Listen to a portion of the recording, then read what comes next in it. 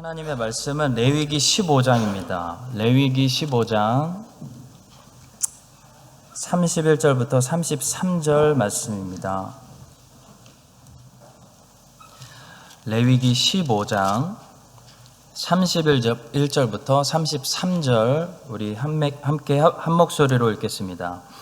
너희는 이와 같이 이스라엘 자손이 그들의 부정에서 떠나게 하여 그들 가운데 있는 내 성막을 그들이 더럽히고 그들이 부정한 중에서 죽지 않도록 할지니라. 이 규례는 유출병이 있는 자와 설정함으로 부정하게 된 자와 불결기에 앓는 여인과 유출병이 있는 남녀와 그리고 불결한 여인과 동침한 자에 대한 것이니라. 아멘. 네, 오늘은 유출병에 관한 말씀입니다. 레위기 15장 전체를 설교하려고 합니다. 레위기 15장은 뭐에 관한 말씀이냐면 인간의 몸에서 나오는 액체, 예를 들어 피, 침, 땀, 정액, 눈물, 소변 등이 어떻게 우리 몸에서 자연스럽게 나와야 되는지 가르쳐주는 말씀입니다. 그런데 먼저 우리가 분명히 알아야 할 것은요, 우리 몸에서 나오는 이 액체들이 그 자체가 나쁜 것은 아니라는 겁니다. 오줌도 하나님이 만드신 거죠. 오줌 자체가 나쁜 것은 아닙니다. 우리 몸에 필요하지 않은 것들이 오줌을 통해 우리 몸 밖으로 나오는 것은 하나님이 만드신 정상적이고 건강한 방법입니다. 그런데 레위기 15장이 가르쳐주고자 하는 것은 뭐냐면 우리 몸에서 나오는 이런 액체들이 정상적인 방법으로 나와야 된다는 겁니다. 부모들이 아이를 키울 때 아이가 오줌을 쌌다고 해서 너 왜 오줌을 쌌어? 하고 화내는 부모는 없습니다. 부모들의 불만은 그런 거죠. 아니 오줌을 왜 지금 싸는 거야? 아까 쌌어야지. 이게 부모들의 불만입니다. 한마디로 정상적인 방법으로 소변을 보라는 거죠. 침도 마찬가지입니다. 애들은 침을 많이 흘리죠. 침 자체가 나쁜 건 아닙니다. 심지어 어렸을 때 침 많이 흘리면 똑똑하다는 소리도 있습니다. 침 자체는 나쁜 게 아닙니다. 근데 어른이 길거리에 아무데나 침을 뱉는다. 그런 사람은 정상적으로 이 침을 몸 밖으로 빼는 사람이 아니라는 겁니다. 한번 눈물을 생각해 보겠습니다. 성경은 예수님의 눈물에 대해서 3번 말씀하고 있는데요. 첫 번째는 친구 나사로가 죽었을 때 예수님은 눈물을 흘리셨습니다. 이르시되 그를 어디 두었느냐? 이르되 주여 와서 보옵소서 하니 예수께서 눈물을 흘리시더라. 예수님은 가깝게 지내던 친구 나사로가 죽었을 때 바로 앞에 있는 그 슬픔에 대해서 슬퍼할 줄 알고 눈물을 흘리실 줄 아는 분이었다는 겁니다. 두 번째로 예수님은 예루살렘이 멸망당하실 것을 아시고 예루살렘을 향해서 눈물을 흘리셨습니다. 가까이 오사 성을 보시고 우시며. 세 번째로 예수님은 기도하실 때 눈물을 많이 흘리셨던 것을 알 수 있습니다. 그는 육체에 계실 때 자기를 죽음에서 능히 구원하실 이에게 심한 통곡과 눈물로 간구와 소원을 올렸고 그의 경건하심으로 말미암아 들으심을 얻었느니라. 그러니까 예수님은 한마디로 눈물을 흘리셔야 할 때 눈물을 잘 흘리셨습니다. 이것을 다른 말로 하면 정상적인 방법으로 눈물을 몸에서 빼셨다는 겁니다. 그런데 1년 내내 눈물을 빼는 사람은 어떻게 될까요? 건강에도 좋지 않고 탈진하겠죠? 하나님이 원하시는 삶을 살 수 없다는 겁니다. 그래서 전도서 3장 4절은 이렇게 말씀합니다.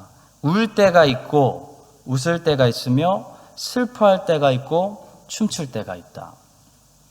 세례 요한의 제자들이 예수님께 와서 우리는 지금 다 금식하고 울고 슬퍼하는데 당신의 제자들은 왜 잔치하고 기뻐합니까? 라고 질문했습니다. 그래서 예수님의 대답이 뭐였죠? 금식이 나쁘다는 게 아니라 지금은 아직 슬퍼할 때가 아니다 라고 때에 대해서 말씀하셨습니다. 구약의 사무엘 어머니를 우리는 슬픔에 사로잡힌 여자로 오해할 때가 많은데요. 한나는 매일 울기만 한 여자가 아닙니다. 한나는 울어야 할 때, 울어야 될 장소에서 울을 수 있는 대상을 향해 잘 울었던 여자입니다. 한나가 여호와 앞에서 다 울고 그 다음에 어떻게 했습니까? 이르되 당신의 여종이 당신께 은혜 입기를 원하나이다 하고 가서 먹고 얼굴에 다시는 근심 빛이 없더라 했습니다. 다윗도 그랬죠. 다윗이 밧세바와 간음에서 낳은 첫 번째 아이가 죽을 병에 걸리니까 다윗은 그 아이를 살리기 위해서 금식하고 밤새도록 그 아이를 위해서 울었습니다. 근데 막상 아이가 죽으니까 다윗은 일어나서 음식을 먹고 그만 울었습니다. 다윗이 땅에서 일어나 몸을 씻고 기름을 바르고 의복을 갈아입고 여호와의 전에 들어가서 경배하고 왕궁으로 돌아와 명령하여 음식을 그 앞에 차리게 하고 먹은지라 말씀합니다.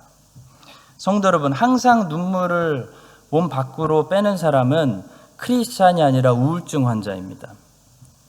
그런 사람은 슬퍼할 줄 아는 사람이 아니라 슬픔에 잡혀있는 사람이죠. 크리스찬은 눈물을 흘릴 줄 알아야지 슬픔에 잡혀있는 사람이 되면 안 되는 것입니다. 너희는 항상 기뻐하라 라고 말씀하셨기 때문입니다. 그러나 슬퍼해야 될 때 그 슬퍼할 줄 아는 것이 하나님이 보시기에 우리가 눈물을 정상적으로 유출하게 되는 것입니다. 침을 보겠습니다. 요한복음 9장에 보시면 예수님께서 태어날 때부터 맹인으로 태어난 사람의 눈을 고치시기 위해서 땅에다 침을 뱉으셨죠. 이에 말씀을 하시고 땅에 침을 뱉어 진흙을 이겨 그의 눈에 바르시고 했습니다. 근데 마가복음 14장 65절에 보시면 예수님께서 잡히시던 밤에 대제사장 집에 있던 사람들은 예수님에게 침을 뱉고 예수님의 얼굴을 가리고 때렸다고 말씀하고 있습니다. 어떤 사람은 그에게 침을 뱉으며 그의 얼굴을 가리고 주먹으로 치며 이르되 선지자 노릇하라 하고 하인들은 손바닥으로 치더라.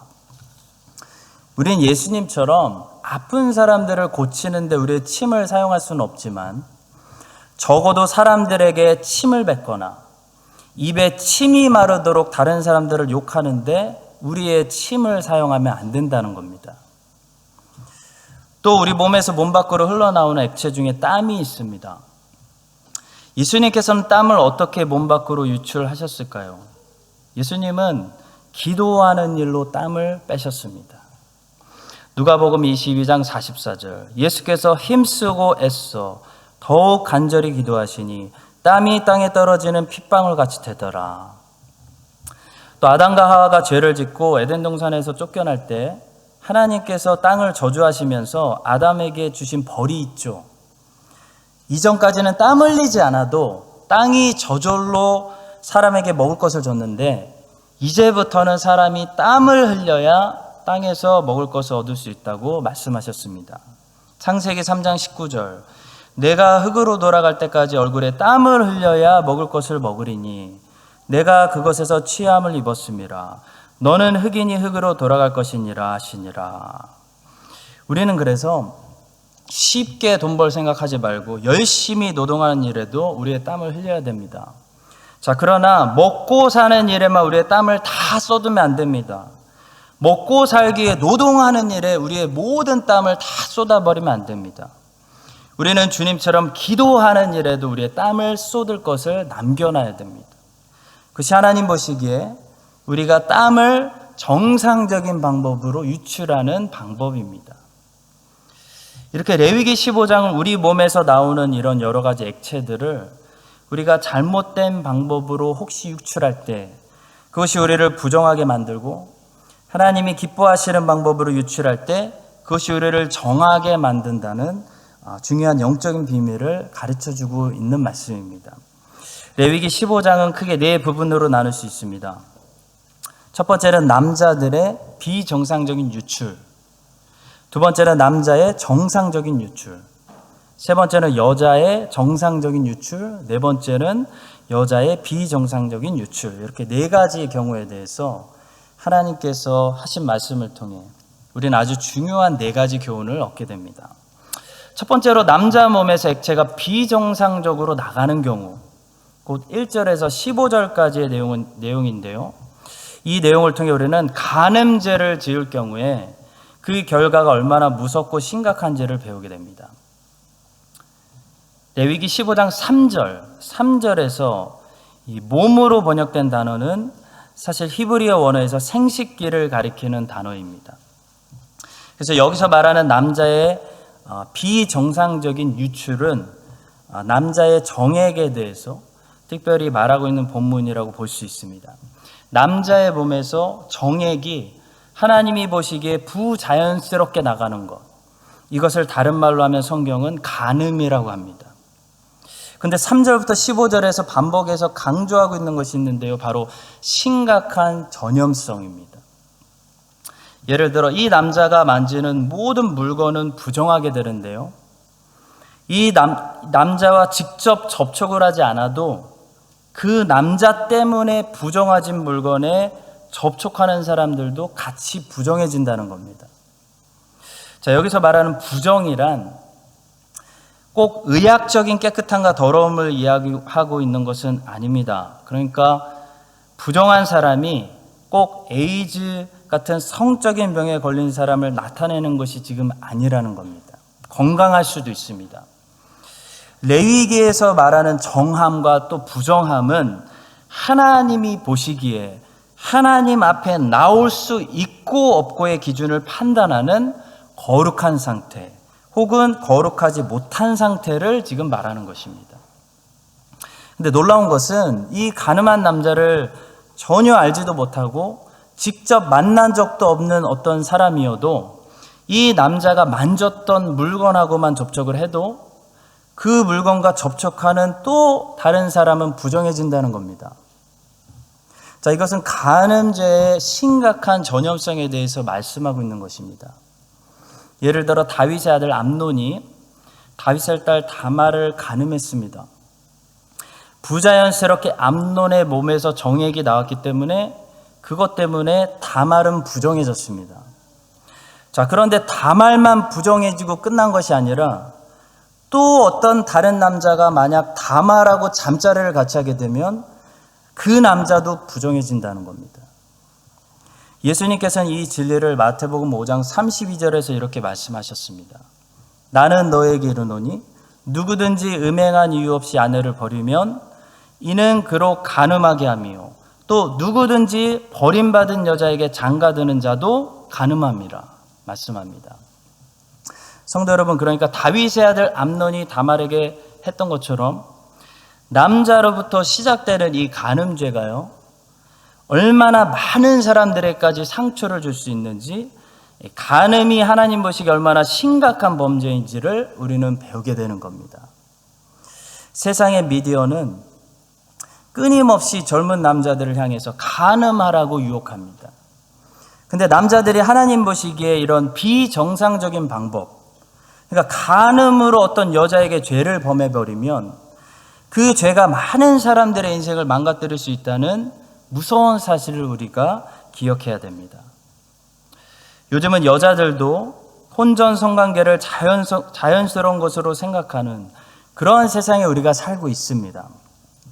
근데 만약 여자들이 남자와 함께 간음해서 잠자리를 같이 하면 그건 자기만 망가뜨리는 것이 아니라 미래의 자기 남편의 몸도 함께 망가뜨린다는 사실을 우리는 알아야 됩니다. 허다한 젊은이들이 간음죄에서 다 무너지기 때문에 이 죄에 무너지지 않기 위해서 요셉처럼 하나님을 정말 두려워하는 믿음이 이 시대에 우리에게 필요합니다.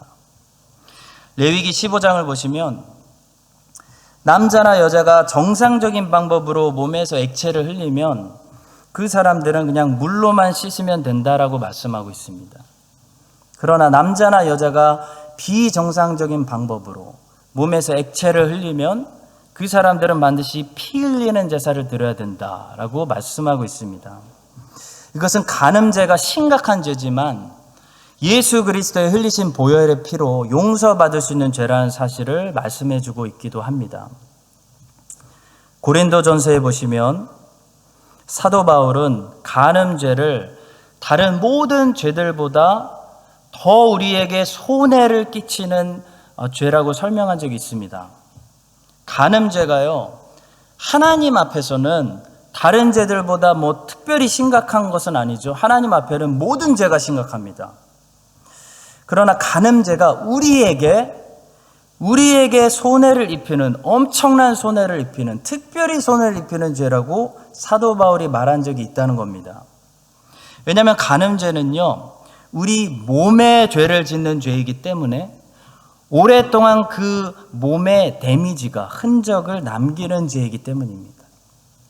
고린도전서 6장 18절, 음행을 피하라. 사람이 범하는 죄마다 몸 밖에 있거니와 음행하는 자는 자기 몸의 죄를 범하느니라. 자, 여러분 혹시 몸에 큰 상처를 가지고 계십니까? 큰 수술 받으신 분들은 몸에 상처가 있겠죠. 제 형은 중학교 때 팔이 개방골절이 돼서 수술을 받으셨는데, 그때부터 지금까지 평생 큰 엄청난, 이게 위를 벗으면 엄청난 수술의 흔적을 가지고 살아가고 계십니다. 자, 마찬가지로 간음죄라는 것은 우리가 평생 잊어버릴 수 없도록 우리의 몸에 깊은 흔적을 남기기 때문에 우리에게 정말 큰 상처를 입히는 무서운 죄라는 겁니다. 부부가 아무리 싸워도 다른 모든 잘못은 서로 사랑으로 용서하고 잊고 살 수 있습니다. 그러나 한 번 간음죄로 서로에게 상처를 주게 되면 그것은 평생 그 부부가 상처를 가지고 살아야 되는 흔적이 된다는 겁니다. 성도 여러분, 하나님께서는 주의 백성들이 좀 불편하더라도, 듣기 불편하시더라도 간음죄가 얼마나 심각하고 깊은 상처를 남기고 또 생각보다 많은 사람들에게까지 상처를 줄 수 있는지 우리가 알기를 원하십니다. 우리가 살고 있는 세상은 동성애까지 합리화시키고 있기 때문에 간음, 바람 피우는 거, 불륜 이 정도는 도덕적인 잘못이라고 이제 생각하지도 않습니다. 오히려 선전합니다. 오히려 로맨스라고 선전하죠. 자, 그런 위험한 세상 속에서 우리가 살고 있고 우리의 자녀들도 자라고 있습니다. 그러나 우리는 하나님의 백성입니다. 자, 이럴 때일수록 그런 세상의 풍파에 익숙해지지 않도록 우리가 미디어를 분별해야 되고요. 세월이 흘러도 변하지 않는 하나님의 기준, 곧 간음은 간음이다 라고 말씀하시는 이 하나님의 말씀을 우리가 다시 한번 가슴에 새기고 거룩하게 살아갈 수 있게 되기를 주의 이름으로 축복합니다. 두 번째로 레위기 15장 16절부터 18절까지는 이제 남자가 정상적으로, 그러니까 하나님 보시기에 간음이 아닌 부부 관계 안에서 정상적으로 정액을 몸에서 유출했을 때 상황에 대해서 말씀하고 있습니다. 자, 그런데 16절부터 18절까지의 말씀을 보시면 여기에는 피 흘림의 제사를 드리지 않아도 된다라고 말하고 있습니다. 그냥 물로만 씻으면 된다라는 것입니다. 무슨 뜻일까요? 부부 관계는 절대로 죄가 아니라는 겁니다.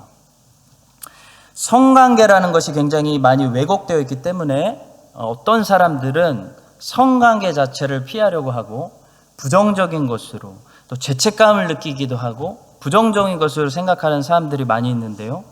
성관계는 하나님이 만드신 하나님의 생각입니다. 자, 만약 부부관계가 죄였으면 하나님은 반드시 피 흘리는 제사를 요구하셨을 겁니다. 자, 그러나 하나님께서는 부부가 성관계를 가진 후에 물로 씻으면 된다라고 하셨지 제사를 드리라고 하지 않으셨습니다. 따라서 부부가 성관계를 즐기는 것은 하나님 앞에 절대로 죄가 아니라는 것입니다. 자, 그러나 하나님께서 부부가 성관계를 가진 후에 물로 몸을 씻지 않으면 부정하다라고 말씀하신 것은 이유가 있습니다. 자, 죄가 아닌데 하나님 앞에 나올 수 있는 정한 상태가 되기까지는 물로 씻어야 된다라는 겁니다. 자, 부부도 하나님 앞에 거룩하게 나오기 위해서 성관계를 절제할 줄 알아야 한다는 메시지를 주고 있는 것입니다. 부부 성관계가 나쁘기 때문이 아니라 하나님 앞에 나오는 것이 특별히 거룩해야 하기 때문입니다. 곧 하나님 앞에 나오는 시간은요, 다른 시간들로부터 분별돼야 하는 거룩한 시간이기 때문이라는 겁니다. 세상의 그 어떤 일들보다도 하나님 앞에 나오는 일은 가장 구별되고 분리되고 너희들이 아주 특별한 것으로 여겨야 한다는 것입니다. 자, 이것이 부부관계가 죄가 아닌데도 불구하고 하나님께서 성관계를 한 사람들을 저녁까지 부정하게 만들어서 하나님 앞에 저녁까지는 씻기 전에 나오지 못하도록 만드신 이유입니다. 자, 또 이 율법을 통해 하나님은 이스라엘 백성들을 당시 주변에 흔하게 퍼져 있던 이방 제사로부터 보호하셨습니다.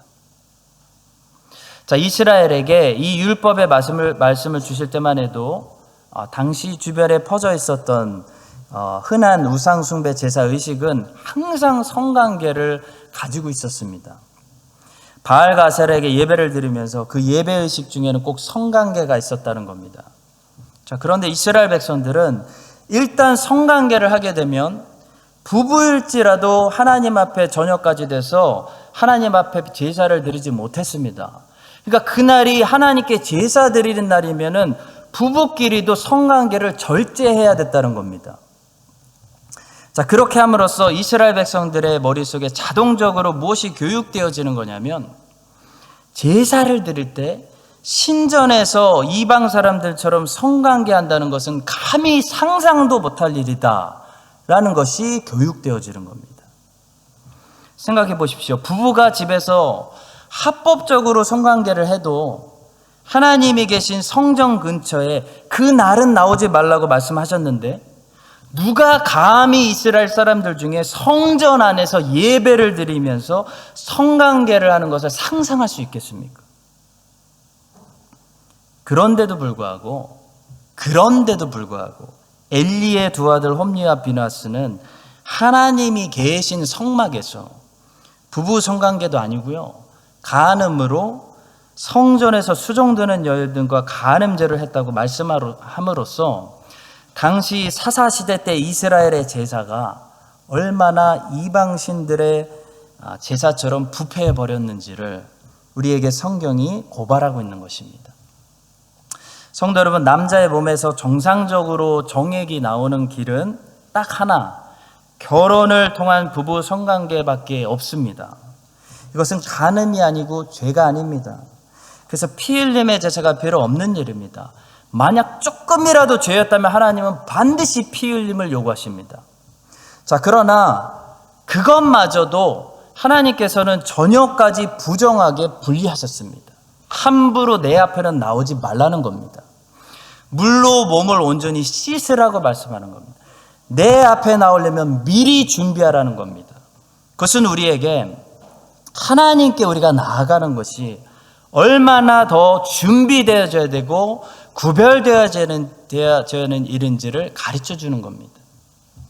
하나님께 나아가기 위해서는요, 다른 정상적인 행위들도, 하나님이 허락하신 축복들도 때로는 절제하고 멈춰야 하는 그런 거룩한 이름을 우리에게 가르쳐 주시는 겁니다. 여러분과 제가 열심히 공부하는 거, 열심히 독서하는 거, 열심히 일하는 거 좋은 일입니다. 그것은 절대로 죄가 아닙니다. 자, 그러나 그런 일들도 때로는 하나님께 나아가기 위해서는 예배 앞에서는 절제되어지고 때로는 필요하면 멈춰줘야 한다는 것입니다. 그 사실을 우리가 깨닫고 하나님이 허락하신 일들이라 할지라도 하나님께 드리는 예배 앞에서, 거룩한 주일을 섬기는 일 앞에서 우리가 절제하고 때로는 멈출 수 있는, 그만큼 우리가 하나님께 나아가는 것을 가장 특별한 일로 여기고 따로 구별시키는 그런 거룩한 백성들이 될 수 있기를 간절히 바라고 축복합니다. 자, 세 번째로 19절부터 24절까지는 여자들의 정상적인 유출에 대해서 말씀하고 있는데요, 남자의 몸에서는 정액이 나오지만 여자의 몸에서는 한 달에 한 번씩 피가 나오죠. 여기는 여성의 월경, 생리를 통해 하나님께서 어떻게 여성들을 보호하시는지에 대해서 말씀하고 있습니다.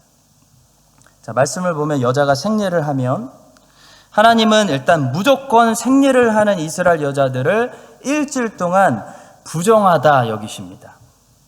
자, 여기서 부정하다는 것은 또 오해하시면 안 됩니다. 죄를 범했다가 아닙니다.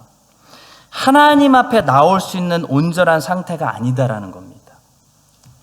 자, 여성들이 생리를 하는 것은 역시 죄가 아닙니다. 그것은 하나님이 만드신 겁니다. 그렇기 때문에 생리를 통해 부정하게 될지라도 이 여자들은 다시 정하게 되기 위해서 피 흘리는 제사를 드릴 필요가 없었다는 겁니다. 죄를 짓지 않았기 때문에. 피 흘리는 제사를 드리지 않아도 된다. 죄가 없음을 말하는 겁니다. 자, 생리에서 부정하게 된 여자들은 일주일을 기다리고요. 그냥 물로 씻기만 하면 다시 정하게 되었습니다.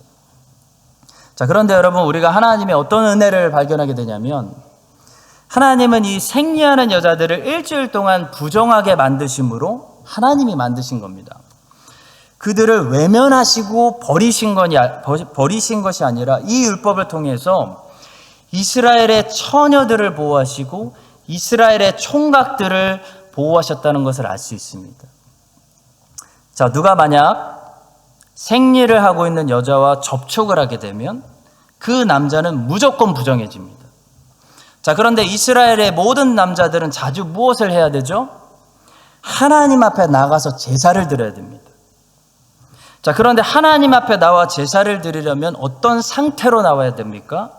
반드시 정한 상태로 나와야 됩니다. 만약 누가 부정한 상태로 나오면 제사 드리다가 죽임당합니다.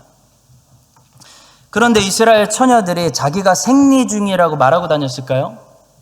나 지금 생리 중이야. 나 지금 부정한 상태니까 나한테 다가오지 마라고 했을까요? 성도 여러분, 이스라엘 처녀들도 어느 시대 어느 나라 처녀들하고 같습니다. 이상한 자매들 외에는 자기가 생리 중이라고 알리고 다니지 않았다는 겁니다. 자, 그렇다면 어떤 결론이 나오죠? 어떤 상황이 연출되죠? 여러분이 만약 이스라엘의 젊은 남자라면, 총각이라면 여러분은 함부로 이스라엘 젊은 여자에게 다가가서 함부로 신체 접촉할 수 없게 됩니다. 함부로 쉽게 여자들의 손만 못 잡는 정도가 아니라 그 여자들의 근처에도 함부로 쉽게 접근하지 못하게 됩니다. 왜 그럴까요? 만약 거기 있는 여자들 중에 한 명이 지금 생리 중인데 그 여자가 만지는 모든 사물들이 부정해집니다.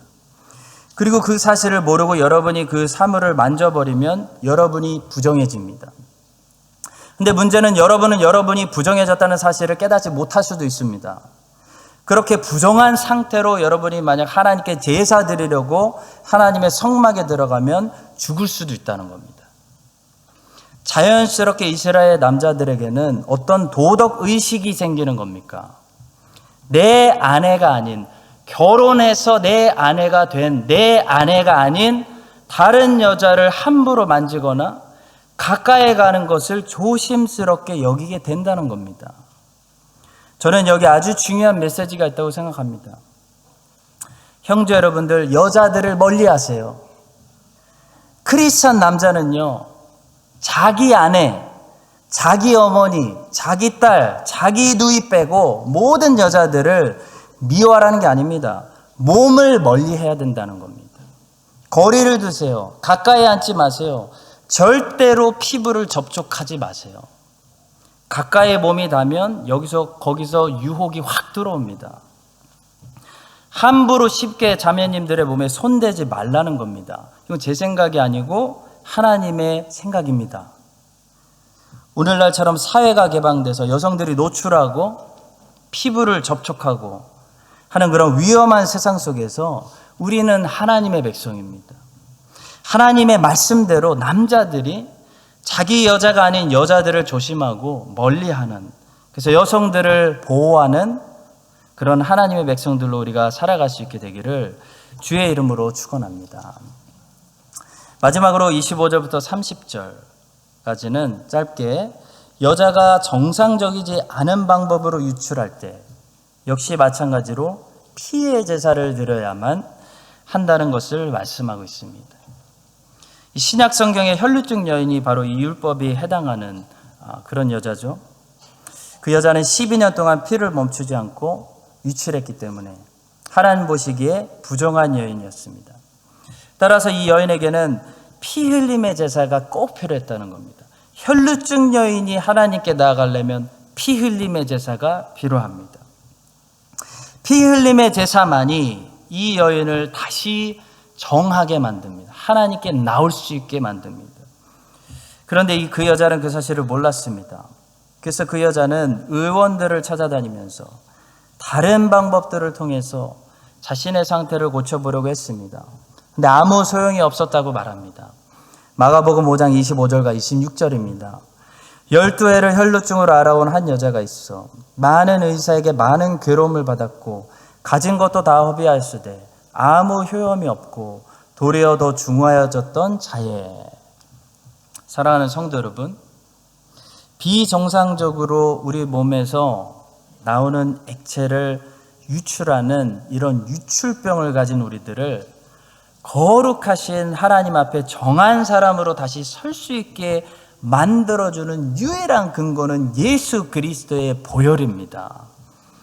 이 혈루증 여인이 자신의 비정상적인 유출병을 고쳐보기 위해서 세상에 많은 방법을 써봤지만 많은 종교를 쓴 겁니다. 다 허비하고 쓸모없었을 때 그녀가 마지막으로 예수 그리스도를 만져서 고침을 받았던 것처럼 비정상적으로 끊임없이 간음죄를 짓는 여러분과 저를 다시 하나님 앞으로 데려다가 세우시는 그 능력은 오직 예수 그리스도의 피 흘림밖에 없는 줄을 오늘 레위기 15장 말씀을 통해 꼭 기억하시기를 예수 그리스도의 이름으로 간절히 축원합니다.